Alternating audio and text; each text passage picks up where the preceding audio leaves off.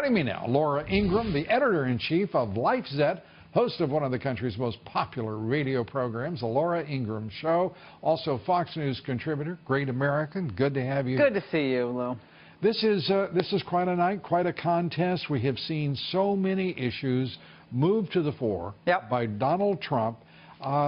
It's a real test of those issues and their currency. You know what I think we're hearing from people, and it's all premature, of course, but you know we hear, well, if only so-and-so had been the nominee, if only. And I hear this, and they don't say that in front of me. Well, they don't say that because you'll bat them down too. But we're going to hear a lot of that, okay, perhaps. And let me just say, when someone can't win a state in which he was a sitting governor, or a popular youthful senator, I'm talking about Rubio and Bush. Right. The idea that they were going to take on the Clinton machine and somehow cut through all of that and energize the people. Look, Donald Trump, regardless of whatever happens tonight, we don't know. A lot of these exit polls, I'm not a big fan of the exit polls because I think they've been skewed in the past. You just went from love them to not a big fan of them. No, what I'm saying is what we should understand is that Trump has really been a political astringent. He's wiped away the face of the Republican Party, and you kind of see where everything is now. You see the real face of the party, which is much more populist.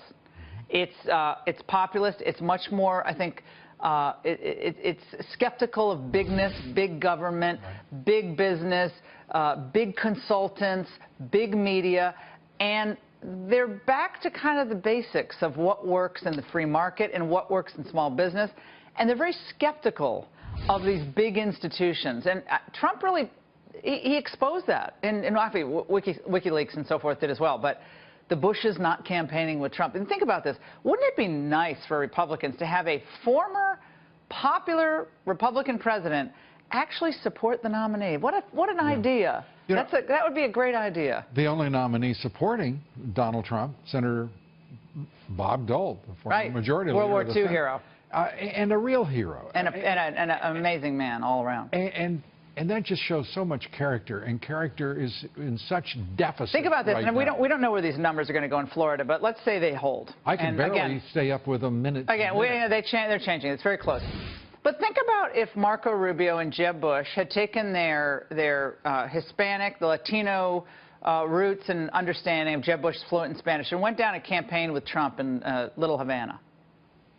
Well, and with the Dominican voters and said, look, we don't agree on everything, but let me tell you, he loves this country, and he's going to make sure your wages go up. You're going to have more money in your pocket if this man is president. The Democrats fight tooth and nail, Lou, for their nominee. I mean, she could do anything. I mean, and she has done everything. And, oh, Mrs. Clinton's the greatest. She has such great aspirational language. Did you hear one major Democratic figure say, you know, Mrs. Clinton is too corrupt. Has bad judgment. Unethical. She's really not accomplished much. You know, you can go through the list. The Republicans are in the circular firing squad, and they're on their moral high horse to losses. That's what they do. And so Trump is up against, and he's done really well, and he's doing really well. He's up against big media, the big GOP establishment, of course, the Obamas, the Clintons, the Bushes, academia, Hollywood. Think about that and think of what he's doing. He is neck and neck with Hillary. Did you mention Wall Street? And, oh, excuse me, Wall Street, all the big banks want. But he's neck and neck with Hillary in a state like Florida. That's amazing. That tells you a lot about the country. Separated by about 20,000 votes right now, early we haven't heard the panhandle in yet. And the fact of the matter is, as close as this race is, and he has to win it. Has to win Florida. Florida's critical. Well, he doesn't have to win it, but it's really, really hard if he doesn't. You know, I guess in the matter of probabilities, it's one thing. Possibility is another. Exactly. I was looking at probability, and that's not a pleasant. That would not be a pleasant state to lose at all. No doubt about it. Your sense right now of the Senate? Are we going to see the Republicans hold it? And what is at risk? Well, I think there's a couple seats that are in jeopardy. I mean, Pat Toomey in Pennsylvania was never helped Trump, and obviously Trump had a great blue-collar appeal in Pennsylvania. We'll see where that all plays out. But regardless of whether he's close or whether he wins, that message of economic renewal for the middle class, focusing on those hardworking, patriotic middle-class workers in the country, that was really popular in Pennsylvania. How are you a senator, you're running for re-election, and you're kind of, he's a vulgarian? Like, I don't understand this. Or if Republicans want to win, they better decide we need X number of votes. How do we get them? Do we go door to door? Do we bring people to the polls? At rallies, do we sign people up with emails?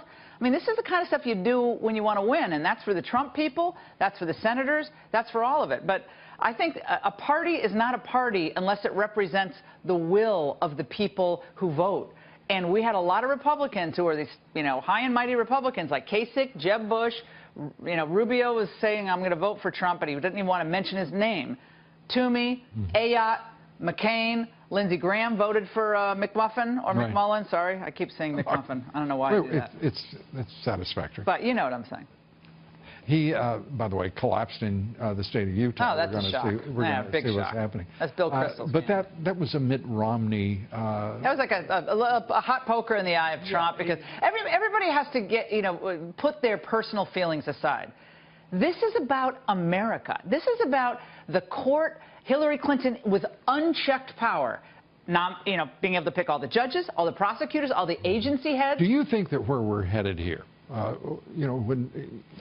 if Trump does win tonight, or if he loses, the reality is this party has got to take a good, strong, hard look at itself, because they're making it much too difficult for themselves.